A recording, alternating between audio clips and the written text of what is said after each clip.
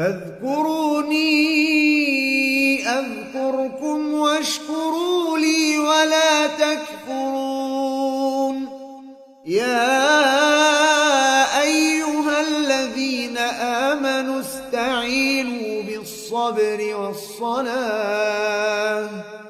إن الله مع الصابرين. Hadis ini sahih riwayat Bukhari, Muslim dan yang lainnya dari sahabat Abdullah bin Mas'ud radhiyallahu anhu. Hadis ini ada di Arba'in An-Nawawi yang keempat. Disebutkan oleh Nabi SAW diperintahkan malaikat untuk menulis 4. Ini kepastian. Yang lain semua yang terjadi pasti. Tapi ini penekanan yang pertama yaitu tentang rezeki. Pasti. Semua manusia pasti dia akan rezeki. Yang kedua, mati. Semua manusia pasti akan mati. Yang ketiga, yaitu tentang amal. Dia pasti untuk melakukan amal. Apakah itu amalnya baik atau jelek? Nanti akan dihisab di hari kiamat tentang amalnya. Amalnya dia baik atau buruk, dia akan lihat semuanya. Faman ya'mal mithqala dzarratin khairan yarah wa man ya'mal mithqala dzarratin syarran yarah. Barang siapa yang beramal yang baik, dia pasti akan lihat kebaikan itu. Kalau jelek dia pasti akan lihat. Kemudian yang keempat, itu yang sudah dipastikan oleh Allah, apakah dia bahagia atau celaka, Allah sudah pastikan. Tapi gak ada seorang pun yang tahu, hatta para nabi, hatta para rasul, hatta malaikat tidak tahu bahwa orang itu celaka, orang itu bahagia, tidak ada yang tahu.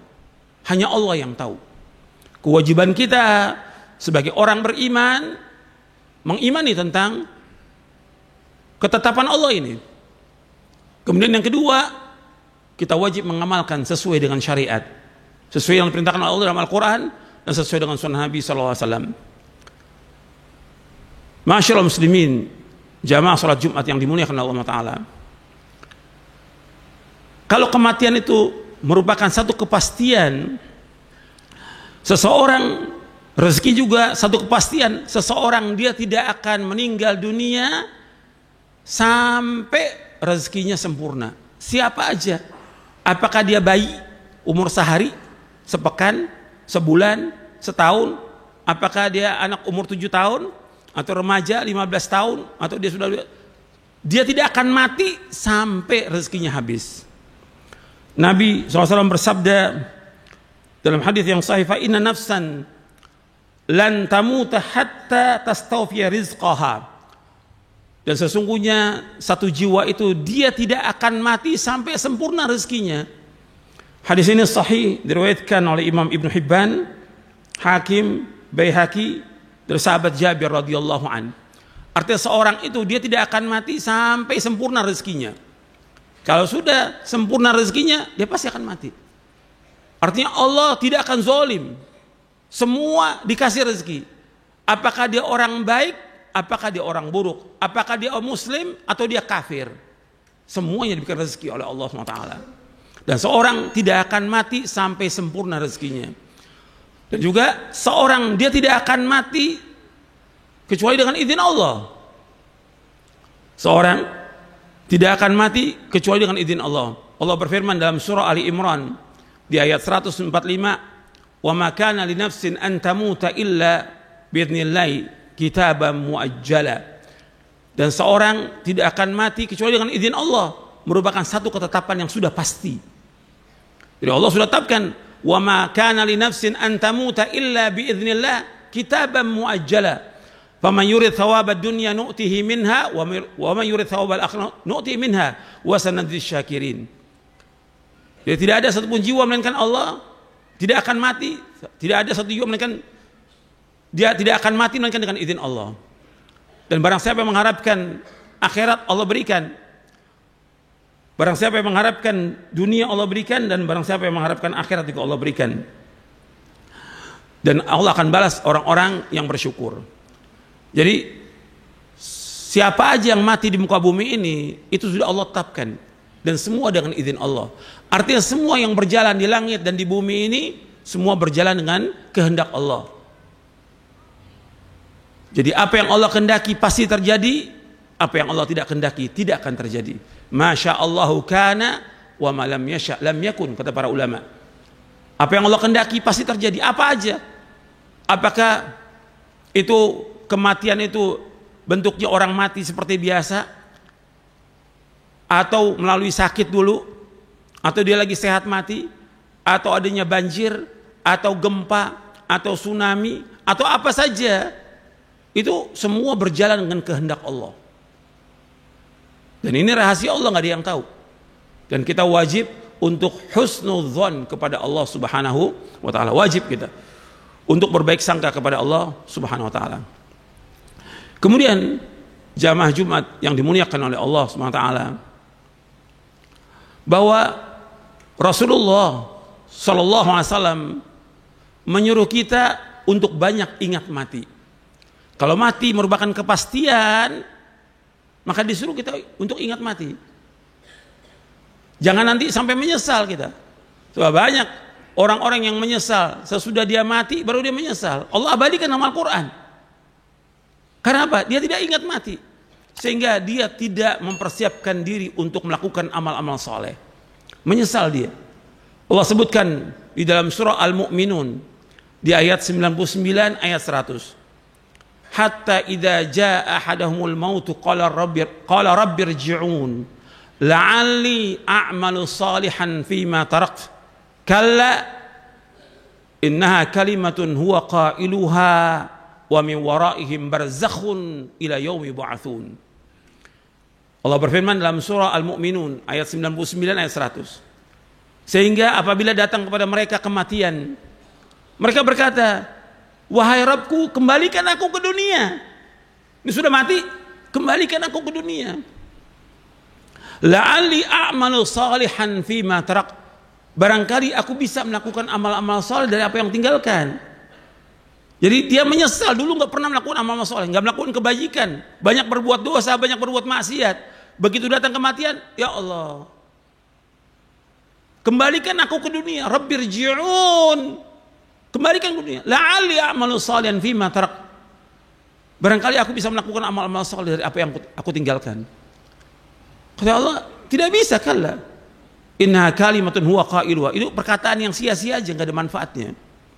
Wa min waraihim barzakhun ila yaumi yub'atsun. Di belakang mereka ada barzakh sampai hari mereka dibangkitkan. Ya, penyesalan, banyak yang menyesal. Disuruh melakukan amal-amal soleh, dia tidak lakukan amal soleh. Dia sibuk dengan dosa, dia sibuk dengan maksiat, sibuk dengan dunia, sibuk dengan segala macam sudah. Dia tidak melakukan amal-amal yang sebaik-baiknya. Tidak gunakan itu, kesempatan itu yang Allah berikan. Misal, hatta orang yang diberikan harta, dia nggak sedekah. Disuruh oleh Allah sedekah, tapi dia nggak sedekah. Menyesal dia, minta dikembalikan ke dunia, nggak bisa.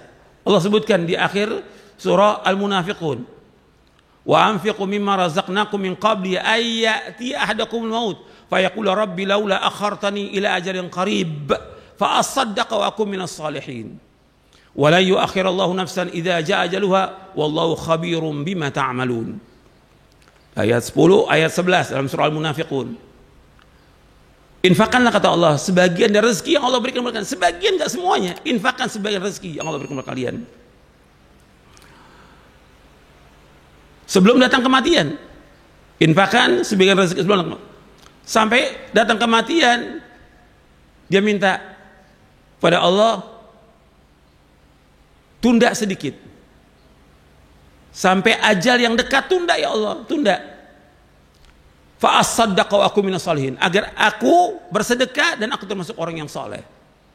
Udah enggak sempat lagi. Udah mati baru dia menyesal. Ya Allah, tunda sedikit aja untuk melakukan sedekah. Kata Allah, apabila sudah datang ajal, nggak bisa dimundurkan, nggak bisa dimajukan. La yastaqiru sa'ata wa la yastaqbirun. Nggak bisa dimajukan, nggak bisa dimundurkan. Jadi perhatikan bahwa orang kalau sudah datang ajal, nggak bisa melakukan apa-apa. Udah datang kematian, yang ada yang mengiringi dia ketika dia mati adalah amalnya. Kata Nabi, yang mengiringi jenazah itu 3. Yang pertama keluarganya, yang kedua hartanya, yang ketiga amalnya. Kemudian yang 2 pulang, hartanya dan keluarganya pulang, yang tinggal bersama dia amalnya. Tinggal amalnya, apakah amal yang soleh atau tidak. Makanya kita harus memperbanyak amal soleh. Dan kita disuruh oleh Nabi Muhammad SAW untuk mau ingat kematian, banyak ingat kematian. Nabi memakai bahasa dengan kalimat akthiru. Dalam hadis yang sahih yang diriwayatkan oleh Imam Tirmidzi, Ibnu Majah, Ibnu Hibban dan Hakim dan yang lainnya, kata Nabi, akthiru dzikra hadhimil ladzat al-maut. Akthiru, perbanyaklah ingat pemotong kelezatan, pemutus kelezatan, yaitu al-maut, kematian. Jadi orang kalau sudah mengalami kematian, terputus dia dengan semua kenikmatan yang ada, terputus dengan semua kesenangan yang ada, putus sudah. Hadzimil ladzat, semua kenikmatan yang kita nikmati itu semua terputus dengan kematian itu. Maka Nabi suruh apa? Suruh perbanyak ingat kematian, dan hikmahnya banyak. Dengan kita ingat kematian, maka kita akan bertaubat kepada Allah dari semua dosa-dosa. Dengan kita ingat kematian, maka kita akan berbuat kebajikan sebanyak-banyaknya. Dan yang lainnya, manfaat dari kita ingat kematian. Mudah-mudahan yang saya sampaikan bermanfaat. Aqulu qauli hadza wastaghfiru innahu huwal ghafurur rahim. Alhamdulillah wassalatu wassalamu ala Rasulillah. Asyhadu an la ilaha illallah wahdahu la syarikalah wa asyhadu anna Muhammadan abduhu wa rasuluh. Allahumma salli wa sallim wa barik ala nabiyina Muhammadin wa ala alihi wa sahbihi ajma'in.